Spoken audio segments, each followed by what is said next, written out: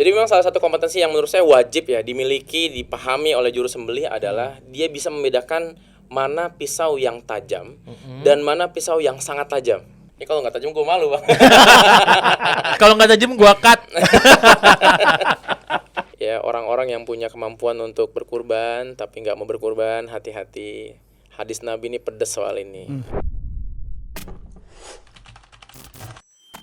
Baik, hari ini podcast rendang kedatangan 2 orang yang sangat luar biasa. Kebetulan hari ini kita mau mendekati musim kurban kan ya. Nah, jadi ini kita bahasannya yang penting banget nih buat teman-teman dan buat para DKM masjid kali ya yang cocok nih. Di sini saya kedatangan dari DSH. DSH itu adalah dakwah sembelih halal, dan kita kedatangan Bapak ketuanya nih sama praktisi dari juru sembelih. Selamat datang Bang Braski Adam dan Bang Ardo. Terima kasih Bang Rian. Udah diundang ke podcast rendang. Terima kasih Bang Rian. Podcast mahal ini Pak. Mahal ya. Iya, rendang kelapa lagi susah sekarang. Apalagi ntar Idul Adha mahal juga. Wah kan kelapanya susah, apalagi rendangnya ya Bang. Apalagi ya? Begitu. rendang. Iya, Bang. Nah ini kan biasanya kan orang kenalnya Juleha nih Bang ya. Nah sekarang kan Abang dari ternyata ada organisasi lain gitu ya yang namanya DSH. Sama-sama syiar terkait sembelih halal nih Bang. Nah boleh diceritain dulu nggak kira-kira perjalanan dari DSH itu seperti apa? Ya, silakan nih ketuanya langsung. Oh ya silakan Bang Braski. Baik Bang Rian, terima Ya. kasih. Jadi antara DSH dan Jule ini sebenarnya masih ada irisan. Oh gitu. Masih ada ikatan karena kami sebagai pendiri DSH juga dulunya juga tergabung di Juleha. Oke. Tapi karena Juleha itu lebih kepada kepada orang, pada juru sembelih halalnya. Oke, Personalnya betul orangnya. Sementara kami memiliki visi tersendiri untuk memasyarakatkan ilmu atau pemahaman tentang sembelihan halal kepada seluruh masyarakat. Oke, tapi ada anggotanya juga nggak kalau kayak gitu? Apa cuman struktur pembelajaran aja ke DKM atau kita nyari orang supaya kita punya anggota Juleha yang banyak nih, anggota juru sembelih yang banyak nih gitu? Banyak, Oh, kami tetap sudah banyak ya? tetap kami Oke. sudah di 14 kota kabupaten di Indonesia juga dan seluruhnya juga sama. Kita ingin semangatnya itu hashtag menuju masyarakat peduli sembelih halal. Oke. Iya. Apalagi kalau menjelang kurban gini, pelatihan-pelatihan itu DSH Juleha ya kita punya visi dan misi yang sama lah. Membekali masyarakat dengan ilmu penyembelihan yang benar. Nah, ini nih Bang, penting banget Bang. Iya. Karena dari data yang saya punya Bang, ini ada 2.160.000 sohibul kurban di tahun 2024. Masya Allah, 2 juta ya? 2,16 juta. 2,16 juta ini Bang tersebar di seluruh Indonesia dan mayoritas terjadi ada di kota-kota besar, khususnya di Pulau Jawa. Nah, dari 2,16 juta ini apakah kemudian jumlah pemotong yang disediakan sama DSH, sama Juleha itu benar-benar bisa mengakomodir seluruh kebutuhan dari kebutuhan kurban yang ada di masjid-masjid. Karena kan kita sekarang masih di masjid nih Bang. Iya, benar. Bukan di RPH kan. Nah, nanti juga saya mau minta pendapatnya nih. Kira-kira yang baik, yang benar itu di masjid boleh atau memang harus di RPH? Karena waktu zamannya di Jakarta dulu kan Pak Ahok tuh sempat ngelarang kan. Wah nggak boleh nih Rame potong di tuh jalan waktu itu. rame. Iya. Dari pendapat Abang gimana nih Bang kira-kira Bang? Ya kalau melihat coverage yang luas, Mudohi ya. yang 2,16 juta dipastikanlah tidak akan tercover seluruhnya oleh juru sembelih halal. Pertama juru sembelih halal, apalagi juru sembelih halal Tersertifikasi. lebih sedikit lagi. Oke. Sebab kan dahulu kan sertifikatnya apa Bang? sertifikat itu sertifikat BNSP. Oke. Yang Khusus dikeluarkan buat oleh pemerintah khusus untuk juru sembelih. juru sembelih halal. Jadi sedikit sekali itu jumlahnya dan dijamin nggak akan bisa akan mengcover. cukup. Betul, nggak bisa cover. Justru titik kritisnya kita mulai dari situ ya Bang ya, bahwa pada saat satu waktu kebutuhan juru sembelih itu sangat banyak, kemudian hewan yang disembelih itu berlimpah, sementara kita tahu nih tempat penyembelihan terbaik sebenarnya kan RPH ya. Nah, Oke. tempatnya itu udah restricted, kemudian desainnya khusus, juru sembelihnya ada.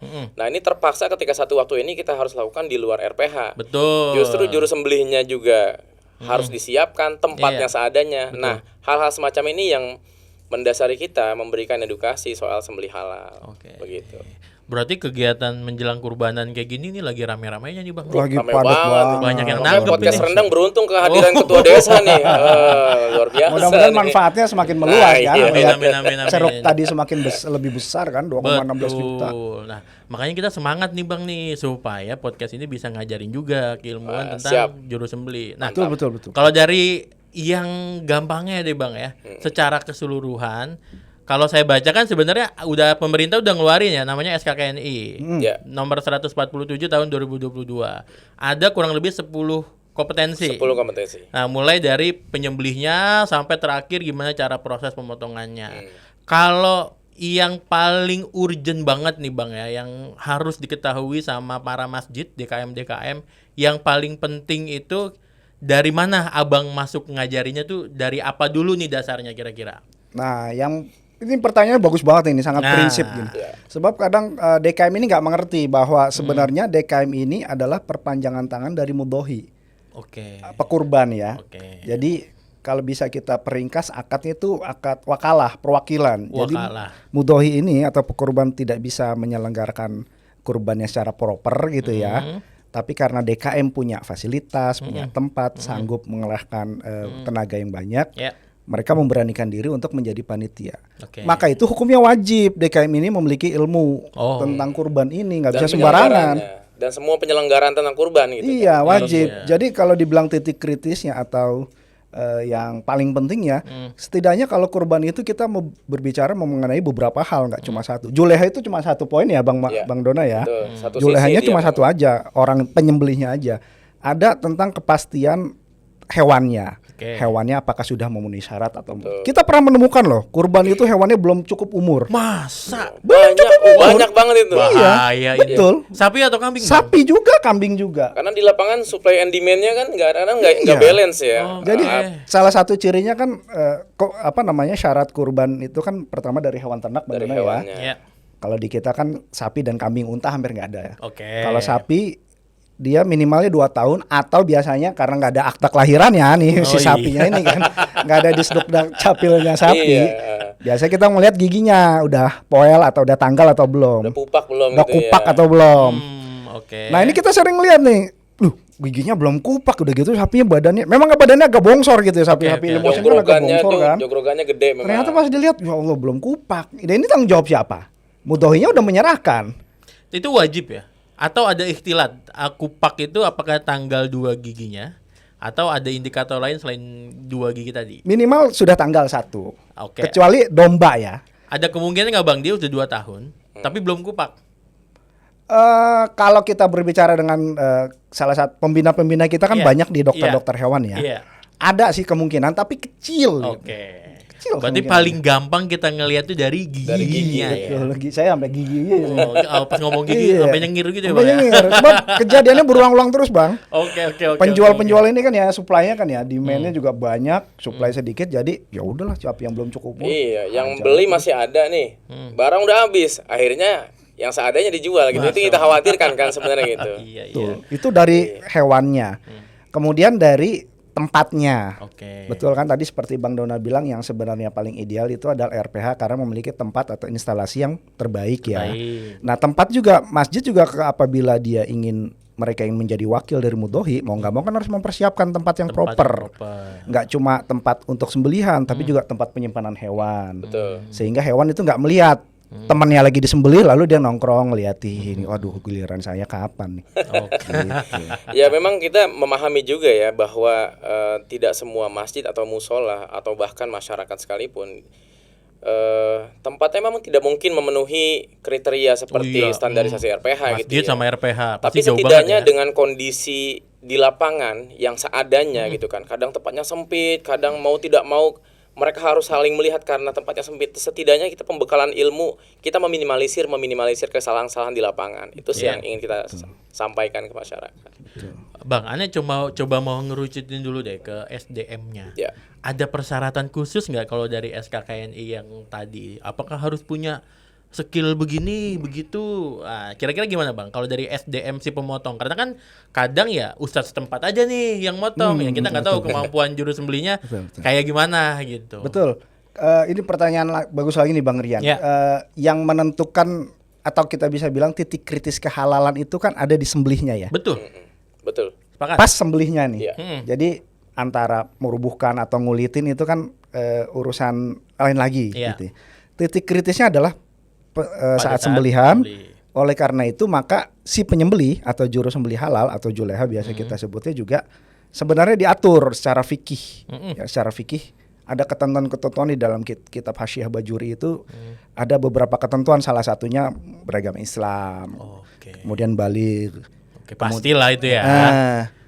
Dan dia wajib mengerti ilmu tentang sembelihan. Betul. Gitu. Bahkan ada satu poin ya, salah satunya adalah kewajiban menjaga sholat. Wah. Wajib salah Ini satu ada yang nggak ikhtilat ketahuan kayak gini nih. nih. Betul. Ada Walaupun ini ikhtilat ya masih memang ya, ikhtilat ya, walaupun Bang, ya. masih ikhtilat Betul. karena ada beberapa ulama yang mensyaratkan antara bainar rajuli wasyirki at-tarkis shalah. Tarkis Ya. shalah. Pembeda antara seorang muslim dengan seorang musyrik meninggalkan sholat. Nah, ini ada beberapa ulama yang berpendapat harus menjaga sholatnya begitu. Selain skill juga tentu juga ada kemampuan salah satunya kemampuan berupa peralatan. Nanti ada di SKKN itu biasanya kita ketika kita mengambil sertifikasi juru sembelih, kita akan diajar, kemudian kita akan diseleksi, dites begitu ya, apakah kita layak atau tidak menjadi juru sembelih halal. Jadi sebenarnya nggak ada syarat-syarat yang repot-repot banget untuk Iya. jadi juru sembelih halal. Asalkan dia laki-laki, perempuan juga boleh ya Bang. Perempuan ya? boleh. Perempuan boleh. Perempuan boleh. Benar. Wah, ini kayaknya jarang orang tahu ya. Belum pernah lihat kan? Belum. Iya, karena kita ingin merubah stigma di masyarakat bahwa yang harus nyembelih itu satu orang yang laki-laki harus ustadz, harus sesepuh gitu kan. Karena sering banget kita temui orang-orang yang mohon maaf nih para sesepuh nih ya. Mereka udah sesepuh, dari sisi kekuatan juga udah kurang kuat kemudian dari pemahaman bilah juga kurang mumpuni, Pisau tapi juga nggak bisa sampai tajam. pisau buat nebang bambu Bang, Allah. dipakai buat sembelih gitu kan. Nah ini hal-hal seperti ini yang mau kita luruskan bahwa itu bukan sembelihan terbaik. Iya. Ya kan, itu yang sebenarnya ingin kita rapikan lagi lah di lapangan gitu ya. Nah, Bang, kan kalau kita ngomongin kondisi masjid lah, kita nggak ngomongin RPH lah ya, karena kan umumnya kalau kurbannya kan di masjid, yang ngebantuin tuh kan banyak banget, Bang. Banyak banget emang. Ente misalnya juru sembelihnya ente doang nih sendiri. Nah, cara kita mengkoordinasikan si orang-orang yang banyak ini nih gimana? Jadi Kira-kira begini, ada Bang Rian. tekniknya nggak? Iya, ini kan masuk salah satu kompetensinya tentang koordinasi kerjasama ya. Oh, Ya, ada ya, ada, sekalianinya ya ini ya. kan. Oke, siap. Tentang bagaimana ini sebenarnya pekerjaan yang semua orang pengen bantu. Betul. Masalah di lapangan tuh yang paling sering kita hadapi adalah semua orang pengen bantu tapi nggak tahu job desk. Nah, tuh. Saya pernah motong sapi gitu ya di satu tempat karena saya diundang sebagai juru sembelihnya ya. Jadi saya nggak diajak rapat, nggak diajak persiapan. Pokoknya Ustadz datang silakan untuk sembelih gitu kan. Dirubuhin sapinya sapi simental Bang, gede gitu ya, hampir 400 kilo, 500 kilo lah. Jadi itu pas rubuh, itu ditindiin bareng-bareng gitu sapi. Udah rubuh ditindiin, saya bilang, jangan ditindiin gitu. Karena sebenarnya ada ilmunya untuk koordinasi itu. Jadi itu harus dikasih job desk yang jelas, siapa yang merubuhkan, siapa yang jadi penyembelih, siapa yang jadi keneknya, ibarat kata tuh ya, yang megangin kepalanya. Dan itu sebenarnya nggak butuh banyak orang gitu. Harusnya. Memang ada plus minusnya ya Bang Rian ya, Bang Mardona ya. Iya. Karena bisa kita semua maklum dan mafhum lah Betul. bahwa Idul Adha, Idul Kurban ini jadi pesta tahunan gitu ya. Giroh masyarakat emang Betul. luar biasa. Jadi banyak pemaklumannya Iya. gitu. Bahkan orang-orang yang nggak pernah ke masjid, Iya. tiba-tiba hari Dateng itu dia. datang. Modal bawa pisau, datang insya Allah. Wah, Siapa semangat tahu gue banget. disuruh nih. Pisaunya pisau bawang lah, pisau dapur. Mau nggak Udah mau, pede ya, mak Betul. tajam nih gitu kan. Dan itu juga sebenarnya ada dasarnya gitu ya. Iya. Di surat Al-Maidah itu kan ada disebutkan bahwa unta-unta kurban-kurban ini min syairillah. Sebagian dari syiar-syiar gitu, syiar-syiar Allah, syiar-syiar agama. Jadi memang ada perintah untuk yang meramaikan gitu. Iya, Nah, tugas kita untuk mendidik, Iya, memahami mereka dengan ilmu. Oke. Gitu. Kesempatan kita juga untuk merangkul mereka ya, Bang. Betul, yang tadinya setahun sekali datang, ayo dia jangan setahun sekali dong. Iya, habis Seminggu sekali kurban lah. besok minimal. sholat subuh datang juga. Iya dong. Minimal Jumatan lah kelihatan. Oke Bang, itu kan kalau sapi si mental gede ditindihin ini kan maksudnya biar nggak gerak ya. Benar. Tapi kan kalau ngomongin animal welfare gimana? Nah, Ini kan sering banget bentrok gitu kan? benar. Jadi sebenarnya gini, Bang Rian, ini bagus nih untuk kita sampaikan ke masyarakat. Di antara penyelenggaraan atau animal welfare tadi, kalau kita ibaratnya sebutnya keserawan ya Bang ya, kesejahteraan hewan. Atau berbuat ihsan kepada hewan. Itu kan kita diajarin ya Bang ya? Ya, Wah, ada itu hadisnya itu bahkan itu. Dan di antara derajat hadis yang paling tinggi itu untuk berbuat ihsan pada hewan itu adalah pertajam bilahnya, pertajam pisaunya, dan tenangkan hewannya. Jadi itu derajat paling tingginya itu. Bahwa salah satu di antara kita berbuat baik pada hewan, kita mempertajam bilahnya dengan setajam-tajamnya pisau dan menenangkan hewannya. Ini ada 2 bab nih sebenarnya. Najemin pisau. Najemin pisau. Menenangin hewan. Sama menenangin hewan gitu kan. Dan di lapangan nggak semua paham tentang hewan. Nih kalau kambing gampang lah ya. Insya Allah ya. Sendiri bisa lah, kecil kan. Ini yang sering jadi permasalahan kan sapi. Makanya di lapangan kita sering temui itu sapi itu ngamuk, ya kan. Sapi udah disembelih diri lagi. Nah, padahal sapi itu kita harus tahu karakternya hewan yang seperti apa. Iya. Gitu. Loh, emang ada pembahasan tentang kepribadian hewan? Wah, ada. Itu jadi Masing-masing psikolog hewan juga. iya. Masing-masing sapi punya karakter. Betul. Punya maunya beda banget, banget. Iya. Ini saking di studio sih Bang ya. Kalau di lapangan mah hanya suruh ngerubuhin sapi ini. Siap. Tapi jadi satu kompetensi ya Bang sebenarnya ya. Karena kan kita pasti ngandelin banget tuh. Iya, benar. Si juru sembelih harus bisa motong dan bisa ngerubuhin sapi. Padahal di SKK ini kayaknya nggak ada deh Bang ya. Urusan ngerubuhin sapi itu nggak ada kayaknya. Iya tuh. Benar. Bener kan? Iya. Karena kan kalau di RPH itu stunning dia. Benar. Iya. Ya itu salah satu yang kritis juga ya sebenarnya. Kemarin sampai sekarang lah masih jadi perdebatan. Kemarin di podcast, bukan podcast ya, kajiannya Ustadz Kiai Asrorun Niam kemarin di Indosat itu masih juga bahwa MUI memang memperbolehkan stunning kan, tapi dengan syarat dan ketentuan yang sangat ketat. Oke. Hati-hati lah. Nah Bang, kita ini kan aneh juga udah serem banget nih, dibawain pisau banyak banget ini. Iya. Sampai ngeri, aneh udah takut-takutan ini kira-kira mau diapain nih pisau banyak banget. Kita mulai ke mode persiapan deh kira-kira Bang. Apa aja yang perlu dipersiapkan untuk seorang juru sembelih pada saat nanti kalau tiba-tiba gue disuruh motong nih, ya suruh bantuin masjid nih. Atau dari si juru sembelih halalnya dulu secara profesional tuh gimana Bang? Baik, yang pertama yang wajib dan paling utama niat. Oke, niat. Perbaikin niat. Gak ada niat di situ buat jago-jagoan, kelihatan lebih hebat dari yang lainnya, enggak. Ya. Tapi niat kita semata-mata ikhlas, kita membantu karena Allah. Wabil khusus kita membantu proses udhiyah ini perbuatan. Ya. Kemudian kita persiapkan juga APD. APD APD itu juru apa? sembelih. Alat perlindungan diri ya kalau nggak salah. Ya. Betul. Alat Ini buat keselamatan si Yes. pekerja. Si Benar, pekerja benar. juru sembelih halal, timnya, panitia ini juga harus dipahami bersama. APD-nya apaan Bang kira-kira? Nah, ini mohon izin ya kadang-kadang kita Perasaan di DKM nih, dulu gua ngeliatin nonton kagak ada pakai APD-APD-an. Kita kadang-kadang menemukan di lapangan ya juru sembelih itu, mohon maaf ya, ini mungkin niat orang beda-beda ya. Ada yang menggunakan masih pakai sarung, pakai gamis gitu kan. Ya padahal itu bukan menurut kami ya bukan pakaian terbaik untuk melakukan sembelih. Kalau mau jadi imam sholat sih boleh gitu ya. Karena ini kan kita menyangkut keselamatan, ya kan. Maka keselamatan diantaranya satu ya juru sembelih nyembelih itu nggak boleh pakai sandal. Harusnya Pakai golok. Pakai golok. Mempan nanti kalau pakai sendal. wah kena gua di flag. Ya, Susah. ini Kalau pakai candaan sendal. tukang jagal banget sebenarnya. Ya jangan pakai sandal lah. Artinya lebih safety itu pakai sepatu bot gitu kan. Sepatu yang ada bot. metalnya di Betul, ujungnya. biar nggak keinjek gitu kan. Saya Dia pernah lebih Bang proper. Dona, sapi 700 Bang, dirubuhin susah. 700 Keinjek kilo kakinya, maksudnya? 700 kilo. Oh, kinjek tuh Kinjek sama kakinya. sapi. Sama Sama sapi. Kalau sama temen jagal sih nggak apa-apa. Alhamdulillah ya karena pakai metal kan, jadi nggak terlalu aman. Iya. Meskipun bengkak-bengkak juga lumayan. Jadi intinya adalah keselamatan itu paling utama. Mulai dari sepatu, kemudian sarung tangan anti-cut gitu kan, yang bisa pokoknya untuk safety-nya gitu kan. Kemudian pakai apron ya Bang ya. Iya.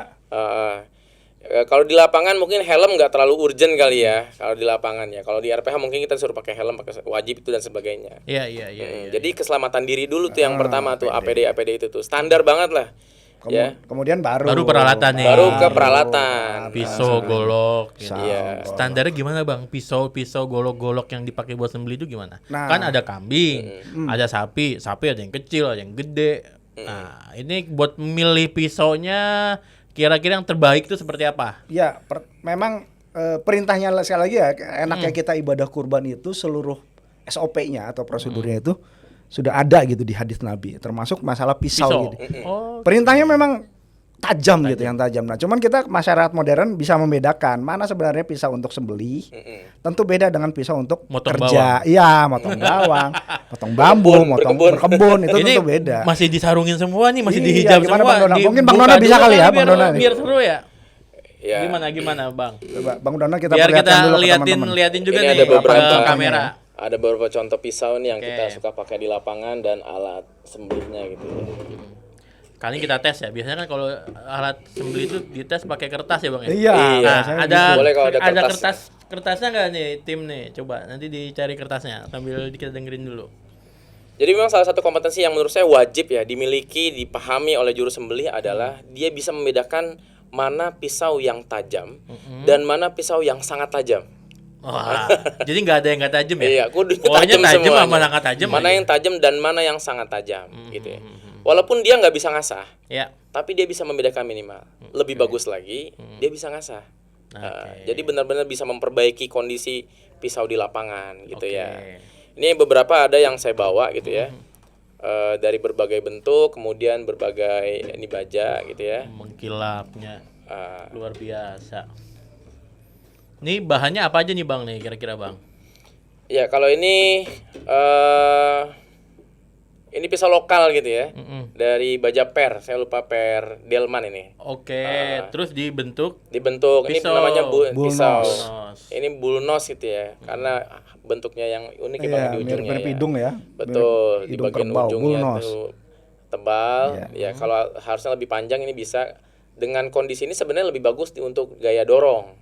gaya dorong tuh gimana maksudnya? Jadi sembelih sapi itu ada dua teknik ya. Iya. Gaya dorong, didorong gitu ya. Oke. Iya. Dan gaya tarik. Tarik tuh berarti Tarik ditarik. itu tarik dari Oke. bawah ke belakang gitu. Dari kan. bawah ke atas ya berarti. Iya, dari bawah ke istilahnya. atas, ya. Kalau ini sebenarnya dengan kondisi yang gini nih lebih support untuk gaya dorong. Jadi Oke. powernya lebih ada gitu ya. Nah, kalau yang ini back strike ini dia bisa dorong, bisa tarik, bisa dua-duanya. Cuma memang yang perlu kita amati dari sisi panjang pisaunya. Oke. Ah, Nah, ini udah ada kertasnya nih Bang nih. oh ada. Nah, tes Bang Don. kayaknya Iya. nih buat membedakan mana yang tajam dan yang tajam banget. Ah, siap. Luar biasa. Ya, ini udah diasah nih, udah siap sembelih nih. Nah, ini pisau lokal. Berarti tajam banget. Tajam banget nih. Tajam banget. Nanti kita Pakai- cari. Nanti pakai kita banget. pudulin Nanti aja. dipudulin pakai ini aja, Bang Don. Iya. Gitu ya. Coba Bang, tunjukin di kamera Bang. Mana kameranya itu? Yang ini nih. Jadi salah satu cara yang Kedengeran tajam dan tandem banget harus pakai speaker tuh Bang. Oh, gitu deketin. Siap. Ini kalau nggak tajam gue malu bang. Tinggal pakai ini. Iya. Kalau nggak tajam gua cut. Ya. Ini jadi perlu kita pahami juga ya teman-teman bahwa salah satu cara kita ngetes ketajaman itu ya banyak yang bilang ada seset plastik, seset kertas, seset Tisu. tisu. Oke. Tapi menurut para ahli seset kertas itu udah cukup gitu ya. Ya kita lihat ya ini salah satu ciri bahwa pisau itu udah tajam gitu ya. Nah, jadi halus dia. Halus dan nggak nyangkut. Garing amat kedengerannya Bang ya? Suara. Kedengeran loh Bang? Mic-nya merek Kayak- apa sih? Kedengeran Bang ini. Suara kayak rengginang lebaran. Kayak rengginang lebaran gitu ya. Ya, sama ini Garing juga. banget. Lah ini mah kayak mirip pisau bawang nih yang ini mah nih. Mirip pisau bawang, tapi ini coba Bang kita lihat nih. Ini Iya. paling gacoannya nih. Gacoan nih, gacoan Karena saya ini. Solingan ini Iya, solingan. namanya pisau garpu solingan. Wah, so- Ratusan tahun berdiri. Kalah Nyonya Menir. Wah, itu Ini mah. babeannya pakai ini juga Bang. Iya. Nah, jadi emang udah legend. Pisau ini. favorit para jagal biasanya solingan ini. Coba Bang Baraski bisa tambahin nih tentang alat asahnya nih Bang. Ini ada Ya, apa nih? biasanya ini kita peralatan di lapangan ya Bang Iya, ya. Karena iya, kan iya, kita iya. nggak mungkin bawa asahan gitu ya. Iya. Karena nggak fleksibel. Ini namanya honing atau sharpening. Kita ya kita samain aja lah. Iya. Honing ini biasanya untuk menghilangkan lemak-lemak atau kotoran-kotoran yang menempel di bilah selama pelaksanaan. Oke. Nah, ini untuk menajamkan, mengembalikan ketajaman pisau. Caranya bisa macam-macam. Ada pakai cara Eropa, cara Jepang, atau cara lokal. Wah, cara orang Betawi ada nggak Bang? Bisa macam-macam. Kalau cara orang Betawi kan dia, maaf ya Bang Dona Ya, ya. siap. Posisi Mundur dikit Bang. Iya. Oh, izin Bang. Nah. Nah, posisi gini di depan arah pisau menjauhi badan. tinggal di satu, gitu. Menjauhi badan. Cuman ya harus hati-hati kalau kebetulan dia karena di koron salah satu produk yang paling bagus, dia ada pelindungnya. Cuman yang lokal-lokal kadang suka nggak ada pelindungnya, Bang Dona. Ini kena nih. Kalau pantal nggak ada kita pelindungnya kena. nyambung sampai ke tangan itu. Iya, banyak sering terjadi kejadian. itu. Ada lagi yang prinsip Eropa, chef Eropa kan dia biasa dari belakang ke depan. Ini lebih safety sebenarnya. Lebih safety, menjauhi. Ada yang Jepang, gayanya dari atas ke bawah gitu. Cuman Bebas prinsipnya ya. sama. Prinsipnya sama ya Bang Prinsipnya ya. sama. Menggesek Gimana mata enaknya pisau aja. Betul. ke permukaan di ini alat. Iya, Nah, Nah, ini bebas lah biasanya kayaknya dipakai untuk menjaga ketajaman pisau kita. Oke. Alat wajib lah bisa dibilang ya Bang Dona ya. Menurut saya sih Jagal, wajib. jagal ini wajib untuk di lapangan. Karena begini Bang, saya mau cerita dikit ya. Boleh. Jadi saya pernah di lapangan itu ada mudohi itu pengen nyembeli sendiri. Bagus sebenarnya Bang ya. Bagus. Sunnah Afdol, banget afdol, itu. afdol banget Lebih itu. afdol dia nyembeli sendiri. Cuma masalahnya dia datang nggak bawa pisau. Nah, pinjem dong. Pinjem dong. Nah, Oh. karena pinjam, mohon maaf ini kan pekerjaan setahun sekali yang belum tentu orang terbiasa. Iya. Ketika dia sembeli, ini misalnya pisau ya gitu ya. Dia sembeli, dia dorong sampai putus tuh lehernya. Tapi dia ingin memastikan bahwa semuanya udah putus. Jadi digodong sama dia, sama dia. Akhirnya apa? Pisau kita nyentuh tulang. Oke. Jakun, biasanya Iya, jakun. biasanya jakun ya kan. Kalau udah nyentuh tulang pasti level Kalah. ketajamannya Kurang. berkurang. Nah, alat Gompal ini ya. nih bisa gompal, bisa chipping, bisa rolling ya atau dia meleot. Alat ini kudu kita punya di lapangan harus gitu ya. Wajib ini Karena mah ya. kalau nggak punya nasib hewan berikutnya kasihan. Betul, Gitu. betul. Dan kalau nggak punya juga kayaknya stylenya kurang gitu.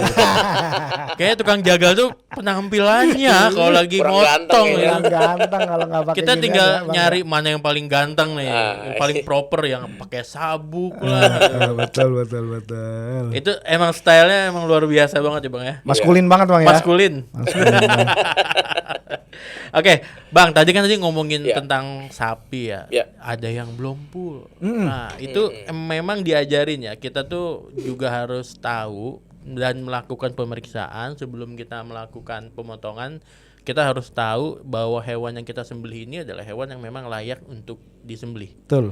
Berarti kita harus punya kompetensinya dong. Iya. Harus. Nah, apa aja Bang yang dicek selain tadi giginya full dan udah cukup umur ya tadi ya? Ya, kalau poel kan itu menandakan kecukupan umur. Ya. Ada lagi persyaratan lain seperti dari kesehatan.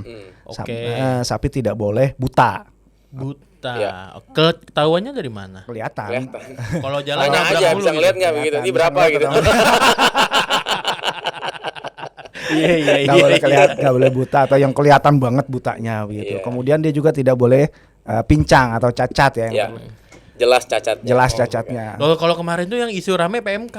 Oh ya, alhamdulillah. Penyakit Betul, mulut dan kuku. Mulut dan kuku. Udah Iya. itu udah selesai kemarin teman-teman peternak 2 minggu sebelum Lebaran Idul Adha ya. Maaf Idul Fitri 2 minggu sebelum Idul Fitri udah selesai semua. Oke, PMK. Tapi masih ada di Indonesia. Sekarang sudah habis. Oh, Terakhir kemarin sebelum Idul Fitri itu Bang, udah selesai wabahnya. oke. Itu memukul Tapi juga. tetap Tuh. waspada ya. Bang, Waspada, ya. tetap waspada. Terlebih lagi yang virus yang lebih parah itu ya antraks lah, itu yang paling parah. berarti kan sebenarnya kita wajib tahu Wajib ya, tahu. memeriksa kesiapan hewan ini apakah hewan ini layak disembelih atau enggak. Nah, kalau menemukan yang enggak layak nih Bang, kira-kira gimana? Ada orangnya lagi di sampingnya. Mana sapinya gede banget lagi misalkan. Jadi menurut saya begini Bang Tahu-tahu Rian ya. pincang atau PMK gitu. Kalau PMK nggak boleh dipotong kan berarti kan sakit ya. Yang pertama sih dari ini para mudohi harus pada tahu nih, Iya, ya kan? iya. Seperti Bang Braski Abdan bilang tadi bahwa memilih hewan kurban sendiri itu udah harus selesai di mudohi. Kalau hewan yang buta jelas butanya, cacatnya jelas cacatnya, Kurusnya. dan kurusnya kurus banget gitu sampai sumsumnya itu nggak kelihatan daging-dagingnya gitu ya. Ya kita yang beli jangan mau dikasih hewan kayak gitu. Iya. Nah, kalau udah terbeli misalkan, kemudian dalam perjalanan kaki patah nih Bang. Nah, ini ulama masih membolehkan. Ya, kalau dalam pengiriman kaki patah, Lagi nurunin gitu kan. Nah, ini sebenarnya masih diperbolehkan. Karena apa? Karena sebenarnya kita tidak memilih hewan yang cacat dan pada hakikatnya daging pun juga nggak berkurang gitu ya. Maka itu masih diperbolehkan. Lah, yang jadi clearnya gimana Bang? Batasan cacat yang diperbolehkan tuh seperti apa? Ini kayaknya penting juga nih. Iya. Benar. Biasa. Sebelum akad jual beli. Sebelum akad jual Nah, itu iya, sehat. Fisiknya Sebelum itu akad aja. jual beli. Jadi kalau setelah akad jual beli kemudian nyampe terjadi sesuatu. Sebab dan ini pernah sebentar. kejadian di dalam hadis itu, di dalam asarnya pernah kejadian. Patah seperti ini ketika didatangkan oleh sahabat ke depan Nabi, ya nggak apa-apa, potong apa-apa. kata Nabi. Gak apa-apa. Potong. Pernah ada. pernah ya? Pernah kejadian. Wah, ini Jadi bakal nih. enaknya Idul Kurban, ibadah kurban ini SOP-nya semuanya udah pernah Pokoknya kejadian. enak. Clear Ya. jelas. Termasuk salah satunya nih Bang Dona ya, Ya. mungkin teman-teman belum tahu. Termasuk salah satu kejadian unta ngamuk. Dan waktu itu dibunuhnya dengan cara dipanah sama sahabat. Dipanah dengan membaca Asma Allah, Bismillah. Setelah mati, Nabi perintahkan makan. Ya. Oke. Nah, dulu kan nggak ada pistol kan, nggak ada tembakan kan. Jadi Iya. unta yang ngamuk membahayakan jiwa seluruh yang ada di situ, dipanah dari jauh oleh sahabat. Intinya bahkan dalam kondisi paling ekstrim sekalipun, ya sebenarnya SOP-nya udah ada. Contoh-contoh dari sahabat Nabi itu udah ada. Jadi Bang, kita kalau semangat. kalau yang sapi lari kabur nih. Wah, itu seru banget itu. Saya tuh kita Kayaknya tuh tiap tahun ada aja di YouTube Ada, kan, ya. Bang. Ada video-video tambahan viral gitu ya. Betul, dan itu biasa Bang Rian ya, kedemenan anak-anak tuh. Ngamuk. Aduh, kitanya yang belepotan. Iya. Jadi kalau ada sapi lari ketangkep misalkan terus ada luka-luka, ada cacat-cacat itu langsung disembelih pun sebenarnya nggak ada masalah. Nggak ada masalah, nggak ada masalah. Oke, nah ini penting juga nih pengetahuan nih kan jarang orang tahu Bener. kan. Masalahnya Dan Bang ada Rian, dan ada triknya memang untuk Ada menangani triknya. sapi ngamuk itu. Salah satunya karena sapi itu adalah makhluk sosial. hewan sosial. Hewan sosial. Jadi ketika dia ngamuk, Jangan dikejar. sendirian, jangan dikejar, bawa temennya. Oh. Dibarengin sama temennya. Hey bestie ya, bareng-bareng. Nah, kalau- Kita Apalagi balik yuk. kalau ketemu gebetannya, bawa bang gebetannya. Berarti kalau sapi yang kabur jantan bawa betinanya. Sapinya betina bawa jantanannya. Karena dia kalau udah deketin, kemungkinannya dua nih Bang Rian. Ya. Kalau enggak dia bersahabat, ya temenan ngerasa tenang ada temennya, atau dia berantem. Berantem, Tapi dominasi. minimal dia nggak kabur gitu kan. Iya, Kalau iya, udah iya, dia diem di tempat, baru tuh kita ikat kakinya dan penanganan yang sebenarnya kita udah siapin pelatihannya Bang Braski Adam gitu ya. Wah ini DKM yang belum pelatihan. Wah, Nah, ini harus segera ini hubungin Bang Braski Bener. Adam atau Bang Ustadz Mardona Iya, ini. betul. Insya Allah siap kolaborasi. Nah, nanti dikasih tahu Ustadz ya. Harus menghubungi nomor berapa nih? Nanti kita tampilin sekalian. Yang pertama minimal subscribe dulu podcast rendang dulu. Dipromosikan, terima kasih. Keren. Siap, nanti bisa kita hubungi di nomor Ya, yang nanti akan kita pindah ya, diinformasikan. kita boleh dimasukin ke video kita ya. Nah, Bang, lanjut pertanyaan yang Ya. paling penting dan paling krusial. Pada saat proses penyembelihan, apa aja nih Bang yang perlu diketahui sama seorang sembelih, nggak cuma motong doang, tapi gimana caranya kita menentukan si hewan ini memang benar sudah mati dan matinya karena kita sembelih. Ya, ini penting banget. Ah. Penting banget. Dan banyak ilmu ini yang orang DKM terutama ya, banyak yang nggak tahu. Pertama gini, kita berbicara masalah sembelihannya dulu. Ya. Antara sapi, kambing dan domba itu ada berbeda titik penyembelihan. Ya. Biasanya itu kita memakai rumus 5-3-1. Wah, ini nggak ada Nggak ada rumusnya. nggak ada manekinnya, nggak ada contohnya nih. Ada kayak Bang itu, Bang. Ah, Sound the boleh ship nih. nih. Pas nih. Sound the ship nih. Boleh Bang. Afwan Bang. Maaf ya, Wah, kakak ya. Aduh, cakep banget lagi nih. Anak Imut saya banget nih, senang kagak ada yang banget lain, nih. imut banget ini. Iya. Jadi ini karena kita Gimana, anggap Bang? sapi ya. Kita biasa ada rumus 5-3-1, Bang. 5-3-1. 5 itu apa? 5 jari dari pangkal kuping, leher. Itu buat apa? Untuk sapi. Untuk sapi. Oh, sapi. Untuk sapi. Kenapa? Karena 5 jari itu udah diukur, dia sudah melewati jakun.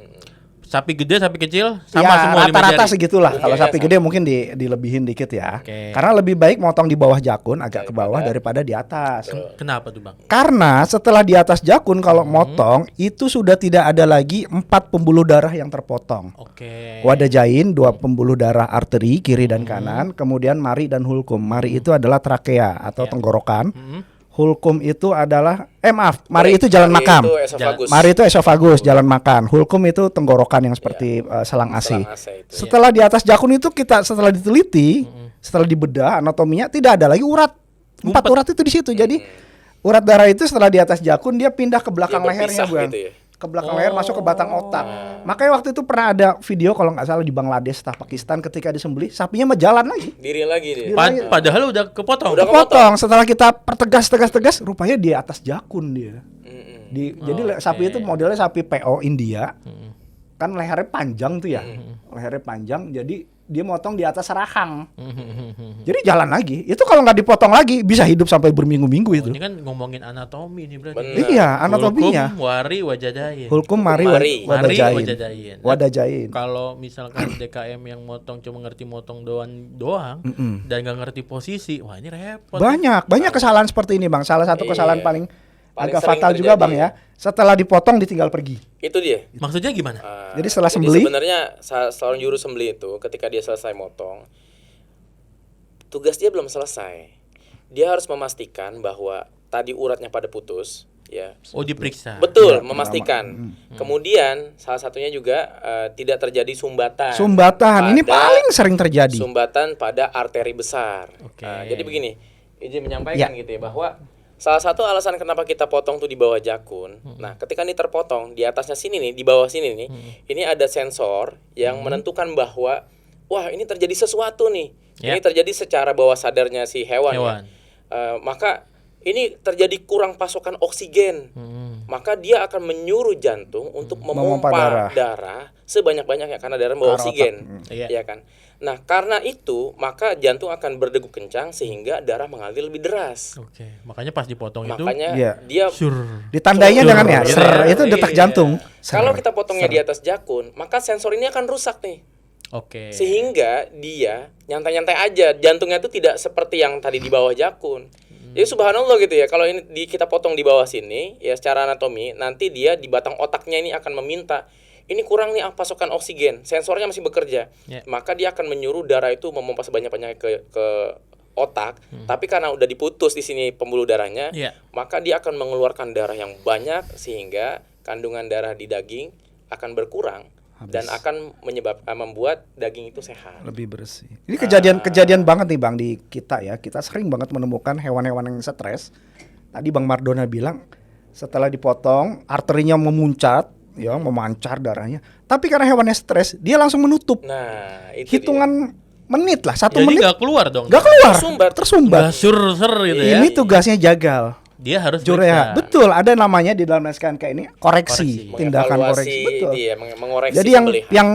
yang menggumpal itu dipotong lagi. Ini bukan sembelihan 2 Berarti kali. kita harus cari, terus kita Tarik, potong. ser muncrat Nah, lagi. ini gitu. pernah kejadian bang. Ya. Terus jamaah mananya, kok dipotongnya 2 kali? Nah, itu. Ayo gimana tuh? Itu jawabannya? ilmunya berarti jamaah Iya. itu nggak mengerti ilmunya. Yang Saya dia maksud- sampai Bang Braski itu saya bilang, saya sendiri mengalami itu ketika saya potong, sapinya stres kan, karena belum lama turun dari kandang. Iya. gitu ya. salah satunya itu. Kemudian pas saya potong, Penyebabnya. saya pegang itu berjendol Bang, menyumbat hampir kayak bakso tuh gedenya kan.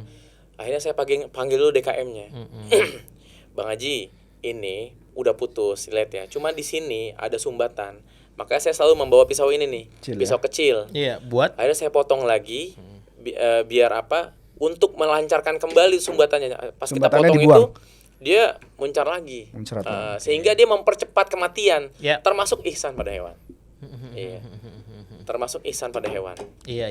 Itu termasuk bagian Bagian dari ihsan pada yang hewan. perlu Mempercepat dilakukan. kematian. Cepat kematian. Karena kalau nggak dipotong, darahnya tersumbat di dalam daging. Hewannya lama mati, dagingnya juga lebih cepat busuk. Nah, itu dia, betul. Darah itu kan tempat bakteri, Iya. tempat bakteri bersarang. Jadi harus jangan ditinggal jagal itu. Makanya ente nih yang mau jadi tukang jagal kurban belajar biologi yang benar. Nah, salah satu ilmunya itu. Iya, ini Belajar anatomi. lintas keilmuan ini. Ini Masya kejadian Allah. soalnya sama saya itu. Iya. Sapi 1 ton Bang. 1 ton besarnya kan luar biasa itu. Iya. Baru datang kirim dari Tegal. Kita potong. Kita lagi motong datang, langsung turun langsung kita potong. Darahnya hitam Bang, bukan Masya merah. Allah. Hitam. Hitungan 1 menit itu ceret, nutup lagi. Tutup lagi. Kita buka, tutup nutup lagi. Sampai 2 kali, sampai udah hampir habis tuh. Masuk ke dalam kan, dia kan besar kan. Iya. Itu saking stresnya dia itu. Berarti nggak apa-apa ya? Itu nggak termasuk 2 kali Bukan potong. Enggak termasuk. Yang dilarang 2 kali potongan itu salah satunya adalah karena ada yang namanya hayatul mustaqirah dan hayatul madbuh. Titik kritis fase kehidupan hewan. Oke. Jadi ketika hewan dalam keadaan hayatul mustaqirah ditandai dengan darah menguncrat deras, kemudian kaki menendang-nendang, itu hewan dalam fase hidup mustaqirah. Ketika terjadi kesalahan dari juru sembelih, misalkan tadi Ya. pisaunya jatuh, pisaunya patah, pernah kejadian pisau patah tuh pangkal ininya patah. Oke. Kemudian pisau nggak tajam, nah itu penyembeli bisa mengganti pisau di saat hayatul mustaqirrah. Itu masih boleh. Masih boleh, masih diperbolehkan. Jadi kalau misalkan kan ada nih Bang ya berdebatannya kalau pisau jatuh, wah nggak boleh tuh. Nah, itu. Jadi kalau pisau jatuh kita boleh lanjut motong lagi. Lanjut, asalkan Itu dalam keadaan mustaqirrah. Bismillah Allahu Akbar lagi nggak kira-kira? Bisa begitu, bisa lanjut juga Tapi nggak kan tadi apa-apa. udah Kan udah pertama, diawali kan. udah Iya pertama. iya. Yang nggak dibolehkan ketika hewan dalam keadaan hayatul madbuh, dalam keadaan sekarat. Tandanya hewan masih ada kehidupan, tetapi tanda-tanda kehidupannya tidak seperti di hayatul mustaqirrah. Jadi udah hampir meninggal, hampir mati, dia tidak ada denyut darahnya juga semakin melemah, nafasnya juga sudah mulai hilang, maka itu tidak boleh diapa-apain. Gitu. Makanya ini kan begini ya Bang Rian, ini saya pikir perlu juga disampaikan dengan jelas bahwa sembelih itu adalah satu-satunya cara agar hewan itu bisa dimakan Ya, secara betul. halal, ya, dengan nama Allah gitu kan. Di lapangan itu kita menemukan, maaf nih ya, penanganan hewan, misalnya sapi itu untuk disembelih dia diikat di batang pohon, terjerat lehernya. Kadang-kadang dia udah tidak jelas nih mah hidup apa mati gitu kan. Iya. Kalau dia matinya bukan karena sembelihan, tapi karena dijerat, dicekik gitu kan. Nah, itu kan jadi bangkai, jadi ya? bangkai. Iya. Ada juga sapi dia terjatuh ke selokan karena tempatnya sempit gitu ya. Kemudian dia mati gara-gara tenggelam gitu kan. Masih dipotong juga, dibagi-bagi dagingnya. Itu kan jadi titik kehalalannya itu dipertanyakan. Nah, itu yang menjadi concern kita agar masyarakat nih seperti tagline kita, masyarakat peduli sembelih halal. Berarti kan Gitu. salah satu titik kritis itu kita dalam rangka menentukan status Kehalalan, kematian iya, hewan status tadi ya. Ustaz, kematiannya juga. Nah, ini punya kasus nih Ustaz, tapi agak melenceng dikit nggak apa ya. Ya. Nah, itu kan sapi. Mm-mm. Yang kita sering lihat ayam. Nah, Ini melenceng dikit dari Iya. kurban ya. Habis potong, Allahu Akbar, kecil kan gitu dipotong ya. Potong aja, lempar ke air panas, Ya, itu cebur. banyak kejadian kita di pasar-pasar. Ini matinya karena dipotong apa karena kerendam air panas? iya, itu. Walaupun tadi udah dipotong kan Ustaz kan. Nah, tapi kan dia apakah pada saat dia ceburin kita sudah menentukan status kematiannya atau Betul. belum? Nah, kalau pada sapi dan domba kambing itu nentuin status kematian hewannya apa Ya, indikatornya? ada beberapa indikatornya. Yang pertama, kita lihat dari nafas. Oke. Dia sudah tidak bernafas. Hmm. Kedua, kita lihat dari refleks mata. Ya. Refleks mata itu kita sentuh kita misalnya. sentuh, dia ada melebar mengecil Oke. di pupilnya. Kalau dia melebar mengecil, dia masih dalam keadaan hidup. Oke. Ketiga dan keempat ini biasanya cara-cara lama ya, tetapi kadang menurut Dr. Supratikno ini udah nggak dipakai lagi karena banyak menipu gitu. Salah satunya yaitu di bengkokan buntutnya. Oke. Nah, ketika dibengkokkan karena buntut itu kan banyak saraf. Yang saraf sensitif nih. Iya, jadi ketika dibengkokkan dia masih ada gerakan menendang gitu. Kemudian yang keempat itu ada dari sela-sela kuku juga. Sela-sela kuku ditusuk sama pisau, kalau dia masih hidup dia akan nendang. Tapi kata Dr. Tito sebaiknya ini nggak dijadikan patokan lagi karena masih banyak gerakan menipu, gerakan refleks motorik Gerakan dari semu sapi. ya? Gerakan Gerakan semu. semu. Rupa itu hanya refleks motorik, sejatinya sapinya udah meninggal. Jadi kalau secara teori ya, kalau kita pelajari dan kita praktik di lapangan, kalau sembelihannya bagus, hewan yang nggak terlalu stres, sembelihannya sempurna, dalam waktu 3 menit dia sudah mati sempurna. Ya. Termasuk sapi dan domba kambing. Iya, Termasuk. domba kambing lebih Iya. cepat lagi karena kan Iya. volume darahnya lebih sedikit kan. Oke, kalau yang tadi ayam? Nah, itu. Nah, ayam ini ibu-ibu di rumah ya. Kita harus tahu juga nih. Ini termasuk salah satu concern dakwah sembelih halal kita juga karena orang makan sapi, makan kambing kan Jarang ya. jarang. Tapi kalau makan ayam hampir tiap hari nih. Iya. Nah, sering kita menemukan di lapangan, tadi tuh seperti Bang Baraski Adam bilang bahwa untuk menentukan halalnya itu kan ada hulkum, ada mari, ya kan, dan Wajadain. wajadain, dua itu yang harus putus gitu ya. Nah, di lapangan tuh orang itu kadang-kadang memutuskan itu dengan cara ditusuk tuh. Sehingga kita sering menemukan dua saluran tuh nggak putus. Nah, lo. Itu yang kita khawatirkan sebenarnya. Jadi itu yang pertama nih, kita dapat ayam dengan kondisi yang tidak pasti kehalalan kematiannya tadi, maka sebaiknya dihindarkan. Oke. Yang kedua, kalau saya pribadi kalau punya ayam di rumah, saya potong sendiri. Ya, ibu-ibu benar nanti kita latihan nyembelih gitu ya. Kalau ayam tuh gampang banget ya. Karena tadi satu jari Satu dari jari, iya. dari Kalau ayam satu jari. jakunnya gitu ya, kita lewatkan pisau langsung putus, tunggu sampai tanda kematiannya selesai, ya baru Proses. Proses selanjutnya. Dan kalau kita melihat itu di tempat sembelih ayam, ya tukang ayam, kita harus galak tuh. Ya, kita harus galak sama tukangnya. Ayamnya. Tunggu dulu Bang, jangan buru-buru gitu ya. Iya. Ya, kemudian jangan lupa Bang baca bismillah gitu kan. Karena kan di dalam Al-Qur'an tuh jelas tuh, wa ma uhilla li ghairillahi bihi, hewan yang disembelih bukan atas nama Allah, maka walaupun semua uratnya putus, tapi karena bukan nama Allah, ya nggak bisa kita makan. Nah, ini edukasi kita juga Kalau nih di kita masyarakat makan nih. pecel lele, Pak Nah. Bang, gimana nanyanya ya itu? Kalau pecel lele sih masih enak, Bang. Masih enak. Lele kan kita bisa bangkai aja halal gitu. Bukan maksud saya, pecel lele kan jualan ayam juga. Pecel ayam, salah juga kita ngomongnya tadi. Ya itu jadi concern kita lah. Artinya kita di komunitas masyarakat Iya. dakwah sembelih halal ini, kita kan komunitas. Salah satunya kemarin kejadian MUI ya, yang sempat 9 produk makanan Oh iya, anak ramai itu. MUI itu apa? MUI. Sorry, MUI. BPJPH. Oh ya.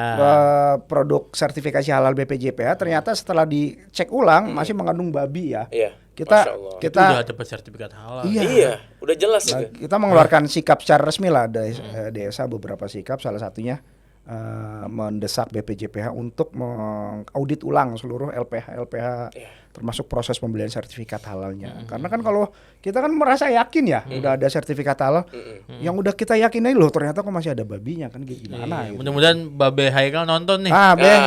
Kita dukung terus yang galak dikit Benar. Ya, Galak itulah nih, fungsi kita mendirikan organisasi ini juga kita lebih punya kekuatan hukum ya. Iya. Nah, Bang, ini kan banyak banget kejadian yang aneh banget. Nah, ini Ya. kita mau coba, saya udah ngumpulin, udah ngeriset nih isu-isu dan kejadian-kejadian pada saat proses penyembelihan yang ada di masjid dan di beberapa RPH. Ya. Aneh pengen Abang nonton dan ngelihat kira-kira ini permasalahannya apa nih, Siap. biar tahu gitu teman-teman. Coba seru nih. tim bisa dibantu videonya. Nah, ini video yang pertama nih. 2 sapi, 2 gaya sembelih. Oh, Nah, ini gaya apa nih, Bang nih? Kira-kira motongnya nih. iya. Ini Kalau namanya ini- Kayak dorong. Kayak Gaya dorong. dorong. Pisaunya ada sandar nggak sih, Bang, sebenarnya? Ya, kalau di SKKN ini sebenarnya pisaunya tuh aturannya ya 1,5 kali diameter leher diameter sapi. leher. Tapi Gitu. Tetapi kalau yang udah berpengalaman sih biasanya pakai pisau kecil juga aman ya. kecil kayak beliau nih kan. Tapi kalau dorong sih lebih prefernya panjang ya, Bang. panjang. Biar kita kalau nggak dorong kehabisan panjang. Nah, cuma salah gila satu gitu. yang kuncinya Bang Dona ya dan Bang Jan ya. Mohon izin ya pemirsa ya. Ini salah satu kesalahan yang paling sering. Tangannya di atas bilah kayak gini nih, tanpa di sininya dikasih pengaman. Nah, Sebab kalau ini banyak kejadian licin ya? Bahaya. nyelip gini, Bang. Waduh. Jadi ini kena 20 jahitan, 12 jahitan. Waduh, kacau. Gitu. Ini sering kejadian. Kalau mau di sini ya sebaiknya pakai Pengaman. pengaman atau kalau seperti Bapak ini. Bapak Dua ini kan tangan ya? tangannya di sini tapi dia Iya. digagang. Kelihatan tuh digagang tuh beliau. Tapi pakai teknik begini boleh kan sebenarnya? Boleh. Begini tuh boleh. Kita sih Kita nggak nggak menyarankan. Kalau di direkomendasikan desa sih. kita nggak Nggak merekomendasi. direkomendasikan. Kalau mau begini ya di sini digagang yang seperti Bapak ini, digagang gitu. Mungkin kan buat Takut. buat nambah kekuatan kan Ya, Dibanding sebenarnya kalau kekuatan pisaunya sudah tajam, ada di pergelangan gitu kan, ditambah pakai tangan kiri untuk memastikan dia punya kekuatan Tapi lebih kuat. sekali lagi ya Bang Rian, kita tekankan alat sembelih terbaik itu adalah alat sembelih yang tajam. Ya. Dan bisa menyembelih karena ketajamannya, ketajamannya bukan karena kekuatan. kekuatan Iya. gitu. Oke. Benar, jadi nggak perlu Setuju, jadi sepakat. badannya keker dulu dia baru bisa jadi tukang jaga. Sebenarnya kalau pisaunya udah proper, insya Allah kok dia nggak Insya butuh Allah banyak ya. tenaga gitu. Ya. Siap. Dan ini kira-kira hasil sembelihannya gimana, Bang? Bagus Ajib ini. ini. Masya Allah. Mantap Ajib ya. Ajib Cuma ya. saya pasca sembelihannya dulu coba di play. Nah, Duh, mancur. Mancur tuh ya. Mancur. Dua ya. Ya, Nah. 2 urat. Mantep nih. Kita Ini lihat yang kedua ini. nih, yang kedua. nah ini 2 posisi leher yang berbeda ya. Wah, panjang pisaunya cakep tuh. Ini gaya tarik. Tarik dorong lah inilah. Tarik. Nah, Tardor. senyumnya mantep banget itu. Tarik dorong. Mantap ini, bagus ini. Iya, bagus dua-duanya ya. Bagus. Bang. Oke, Muntas. oke. Cuman biasanya kalau kita ini kan di RPH mungkin kebiasaan Iya. mereka pakaian seadanya gitu ya, nggak menutup aurat. Lu gitu. aja nggak pakai baju. Ya, kalau di KM ya enggak lah. Kalau nanti di masjid kita sebisa mungkin panitia ini kita. Oh, nanti gue dong yang belajar kesana lagi gitu. nih. Karena ibadah memang ya. Iya. Kalau RPH seperti ini mungkin udah biasa lah karena harian ini seperti ini mereka. Tapi kalau nggak harian pun harusnya tetap pakai tadi ya APD yang bagus, Harusnya, iya. yang baik, apalagi RPH Standarnya kan ya. gitu Betul, ya. betul. Ada gue domelin RPH ya. Enggak lah, kita sih partner kita kalau RPH. Ada lagi nggak? Coba kira-kira. Wah, ini lebih gede nih sapinya Ini nih. kira-kira berapa kilo nih Bang Beras gini? wah tiduran nggak kelihatan bang. 700 ada nggak? 800 Mungkin ya. Itu masya Allah ya. Itu Lihat nih. nggak nyampe ini loh bang, kelihatannya tuh cuma di depan aja gitu. Nggak nyampe, kadang kan orang diputerin nih leher tuh. Iya. Nah seperti saya bilang tadi tuh, kita jelasin bahwa kalau di bawah jakun tadi 5 jari itu kelebihannya kenapa kita ambil di situ? Karena memang semua saluran berkumpul di situ. Ya dalam Iya. jarak dekat. Dalam jarak yang berdekatan, sehingga kita nggak terlalu Dalam butuh pun effort. aman ya. Cuma menurut saya harusnya sebelum beliau ini meninggalkan tempat, lagi-lagi ya mengingatkan nih, dicek dulu. Udah putus belum? Udah mancur belum darahnya? Itu terbaiknya seperti itu Terbaiknya. ya. Cuma kan kalau kadang kalau udah pede banget nih mah udah Mungkin ya, berhasil kan, gue tinggal aja udah yakin ini mah berhasil gitu kan. Tapi salah satu bisa kita Kompetensi. bilang bukan kelebihannya di RPA ya. Sapi itu agak sedikit stresnya karena kan nggak banyak orang. Betul, betul. Situasi juga mereka bersahabat. Iya. Kalau di kita hari H Idul Adha anak kecil, orang banyak, berisik ribut, Sama tingkat tukang stresnya pecel sapi. masuk bang, tukang pecel tuh. Dia Tukang jualan pecel? pecel juga. Jadi karena banyak yang beli kan. Iya, lingkungan baru itu buat Sapri sangat stres itu. Iya. Kalau di RPH malah biasa pakai standing ya sebenarnya. Betul. Nggak ada dua sih, ada yang stunning mandatory. Stunning yang diwajibkan itu sapi-sapi dari impor, sapi-sapi Australia yang BX itu ya. Itu karena kewajiban dari pihak penyuplainya sana wajib di stunning. Dari Aussie. Ya, Dari kalau yang sapi lokal sih biasanya enggak sih, sedikit sih yang di stunning. Tapi ini pernah ke RPH ini bang di Jakarta Utara, Dharma Jaya. Ya. Di Dharma Jaya itu di standing dia. Sani ya. Nah, cuman menurut Ane tadi kekurangannya masih di dua kompetensi satu orang. Jadi si juru sembelihnya ini yang nembak, juru sembelihnya juga yang motong. motong. Jadi dari pasca Ada jeda ya? nembak jeda. Ada jeda. Ada jeda, turun dulu kan, turun tinggi tuh. Dari Oh, iya, wrestling box turun tangga dulu kan. Kasihan sapinya ya. Baru dibuka pintunya gedubrak ada jatuh gitu kan. Belum lagi memang kekurangannya adalah tadi karena ini otodidak belajarnya ya. Jadi proses tandingnya tuh nembaknya kadang bisa berkali-kali. Oh, Pelurunya. kasihan ya Karena sapinya. satu ya. kali jebret nggak kena, tembak lagi 2 kali. Bahkan Justru saya itu nyampe menurut ada saya yang jadi 3 nggak. peluru gitu kan. Justru jadi itu nggak nggak kembali lagi kepada tujuan stunning. Stunning itu kan tujuannya bikin hewan tuh pingsan. Memingsankan. Iya. Sehingga ketika pingsan disembelih itu tidak menyakiti kan. Iya. Lah ini kalau stunning berkali-kali jadi kasihan. Nah, dan yang agak repot tuh menentukan kematiannya. Itu juga betul. Karena kan ini matinya ditembak atau matinya pada saat disembelih. Kalau dokter Supratikno bilang itu kan menentukan kematiannya after. Iya. After dia Pasca. disembelih. Apakah darahnya mancur atau enggak? Netes, Kalau gitu. enggak mancur ada kemungkinan si Udah peluru mati itu ya. jebol sampai ke otak. Gitu. Jadi mati Itu, duluan ya biasanya. itu titik kritisnya di situ. Titik kritis ya. Mudah-mudahan semakin lebih baik lah. Iya. Tapi enggak ada ya DKM pakai standing Wah, enggak ada ya? Nggak ada. emang kita biasanya RPA melarang ya. RPA melarang stunning dibawa Bahkan keluar. waktu COVID itu di masjid saya itu 2022 itu kita nggak motong di masjid ya karena nggak boleh jumlah sapinya banyak. Oke. Kita motong di RPH. Bahkan untuk kebutuhan kurban di RPH pun kita nggak stunning. Nah, langsung disembelih. Lanjut, ada lagi videonya? Nah, ini ada lagi nih videonya nih. Kira-kira berapa ratus kilo nih? Ini sih nggak terlalu besar ya. Iya. Tapi saya nggak fokus di itunya sih. Cuma ya Oh, kurang Masya safety Allah. banget ini. Sampai diri lagi sapinya. Masya Allah. Nah ini nih Itu udah kita- kepotong lehernya tuh. Mungkin Tapi udah nggak kepotong. sur-sur tuh bang, darahnya tuh Iya, bang tuh. belum kepotong semua ya. Ini sebabnya salah satunya karena kurang safety, kakinya nggak diikat. Kaki nggak diikat. Yang kedua teknik pegang pisaunya tadi mengkhawatirkan. Boleh diulang nggak tadi? Boleh diulang. Diulang nggak? Sapinya besar Teknik juga. Izin pegang komentar ya pisaunya. Bang Rian ya. 350 Nah, kilo. itu yang ditekan ya? Izin komentar ya Bang. Boleh. Oh, itu Nah, terlalu atas ya. Terlalu atas. Kayaknya itu di benar atas banget ya. jakun. Yang kedua kaki dalam kondisi nggak diikat. Yang ketiga lihat itu ikatan tali ketiak terlalu panjang ya Bang ya. Sehingga dia masih bebas bergerak. Yang lebih parahnya lagi Megang ini. kepalanya juga salah tekniknya. Aduh. Waduh. Wah, keinjek Ya tuh. kan? Injok. Dan ini Depan yang anak sangat SD. beresiko ini adalah yang pegang kepala ditambah sekitarnya banyak anak SD gitu kan. Nah, iya. SD-nya pakai baju merah Bang. Masih ada.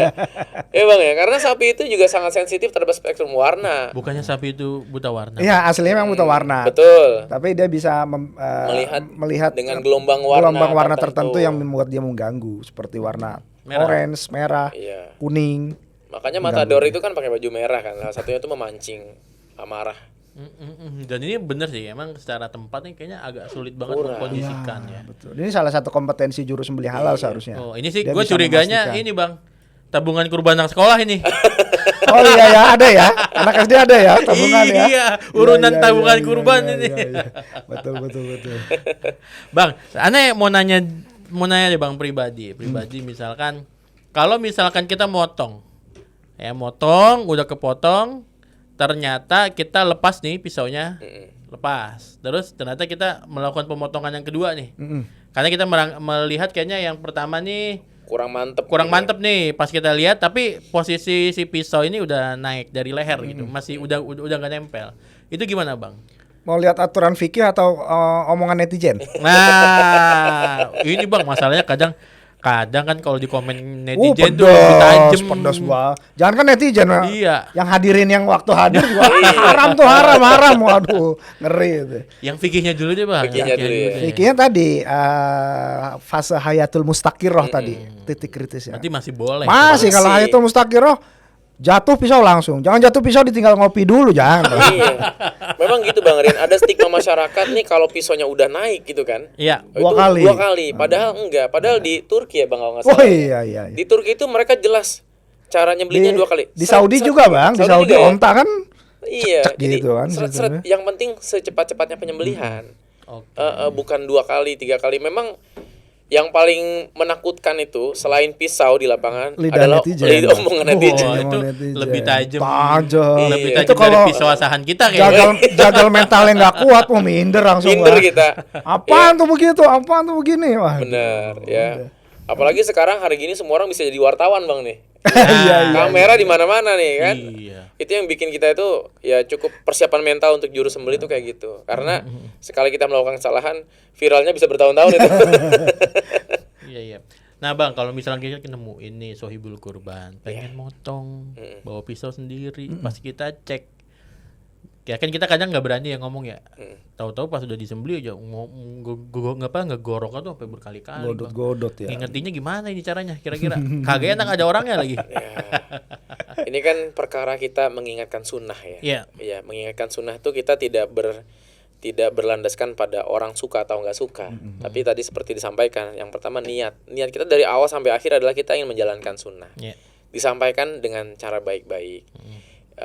Bahwa salah satu Bang atau Pak, maaf ini pisaunya kurang proper gitu kan. Kurang layak. Makanya para juru sembelih halal harus siap lebih dari 1 pisau tuh. Yang satu buat dipinjemin nih. Iya. Nah, Itu lu pakai motong siapkan pakai nih. tulang-tulang terserah gitu. Nah, iya. Kalau bisa minimal yang panjangnya 27 cm sampai 30 atau lebih. Yang gitu. secara umum orang untuk bisa pemula-pemula pakai. ya. Iya, jadi Untuk disiapkan pemula-pemula, sehingga siapin. kita korbankan lah untuk 1 sapi itu. Dan kalau habis potong kita lihat, kita cek, ya kita cek lagi di kertas di lapangan. Wah ini udah nggak bagus nih, jangan dipakai lagi. Saya pribadi kalau di lapangan bang, saya pribadi dan tim kita lah terutama di S1 kita selalu ngingetin, kita tawarin yuk siapa mudohi yang mau belajar motong, Nah, kita tawarin. itu edukasi kita juga soalnya. Iya kita, Pak saya nggak berani pegangin Pak, kita pegangin tangannya, ayo Pak Bismillah, bisa Insya Allah.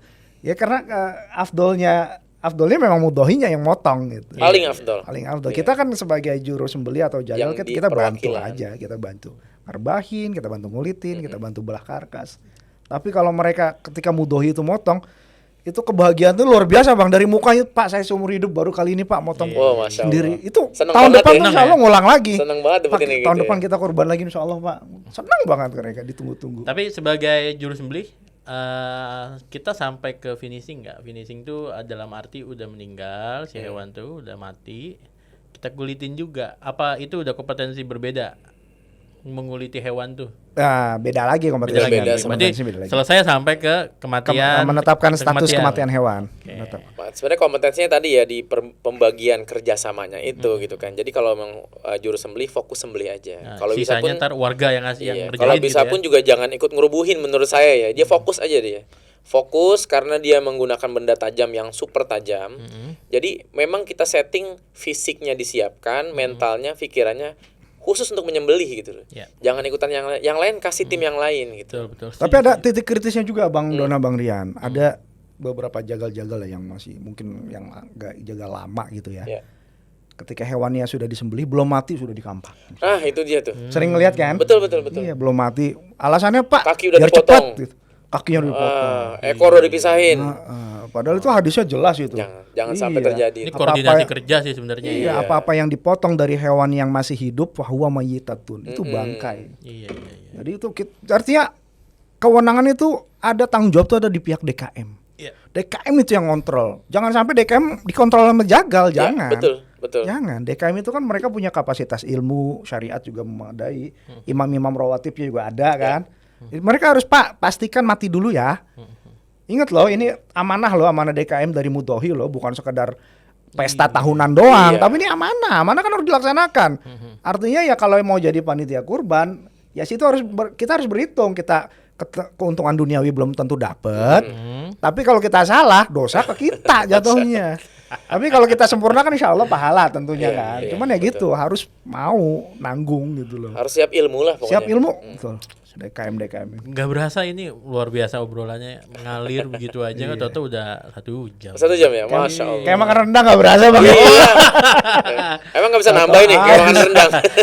Tapi Bang, sebelum kita akhiri Bang, ada closing statement nggak nih kira-kira buat DKM, buat Sohibul Kurban yang pengen banget nanti pas kurban tuh motong, kan masih ada waktu nih beberapa hari lagi, beberapa minggu lagi gitu ya. Kira-kira kalau mau belajar lewat video kemana, kalau mau ngundang abang kemana, dan ada pesan-pesannya, kira-kira gimana Bang? Untuk DKM dulu mungkin, Bang Broski. Ya, kalau dari kita pesankan kepada DKM untuk terus semangat, meskipun podcast ini bukan nakut-nakutin gitu ya, tetapi untuk memancing, trigger para DKM untuk terus belajar, menimba ilmu sembelihan, mengevaluasi juga, dan kita harus memahami bahwa ilmu sembelihan ini sebenarnya ilmu standar, ilmu dasar dari Allah, diturunkan kepada Nabi dan sudah disiarkan oleh para sahabat. Karena itu kalau butuh bantuan kita atau pendampingan teman-teman kita dari desa, siap insyaallah.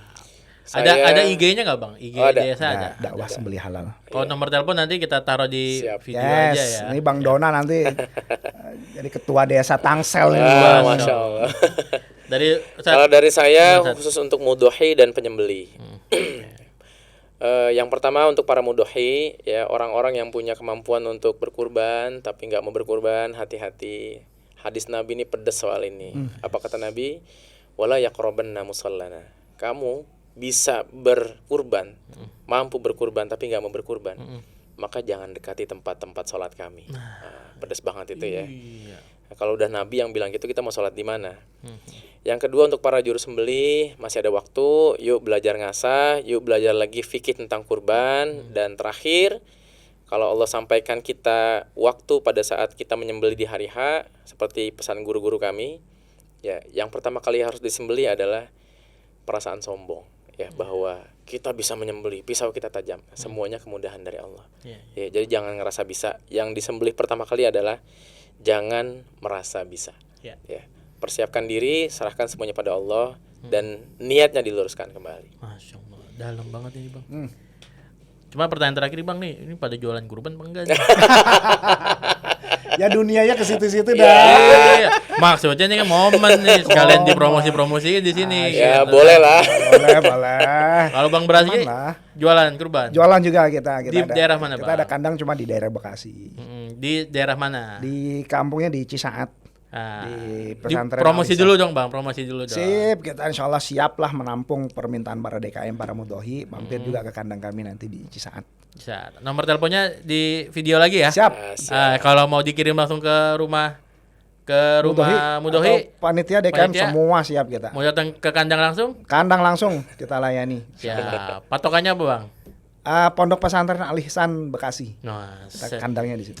tinggal ketik di Google Map Pondok Pesantren Al-Ihsan Bekasi. Iya. Kalau kita lain, kita agak jauh-jauh, namanya kurban pelosok. Masya Allah, ini yang beda ini. Kita berkolaborasi agen kebaikan umat dengan Akikah Express. Masya Allah. Kita berkolaborasi untuk melaksanakan kurban pelosok, ya. Kita hadiahkan untuk saudara-saudara kita yang memang belum ngerasain daging kurban. Kita siapin, kita tebar di sana. Cukup di rumah. Ya, lewat handphone semudah belanja online. Masya Allah, luar biasa. Baik, terima kasih Bang Brasi Adam Makasih. sama Makasih, Bang Ustadz Rian. Mardona, Bang Ardo Iya. gitu ya. Sukses atas terus ya podcast kehadirannya. rendangnya ya. Ya, terima kasih banyak. Semoga ilmu yang hari ini dibagikan bisa jadi amal jariah buat kita Amin, semua. amin, amin, amin. Terima kasih, kita tutup akhiri dengan baca hamdalah. Alhamdulillah. Assalamualaikum warahmatullahi wabarakatuh. Waalaikumsalam Waalaikumsalam warahmatullahi warahmatullahi wabarakatuh. wabarakatuh. Mantap, mantap.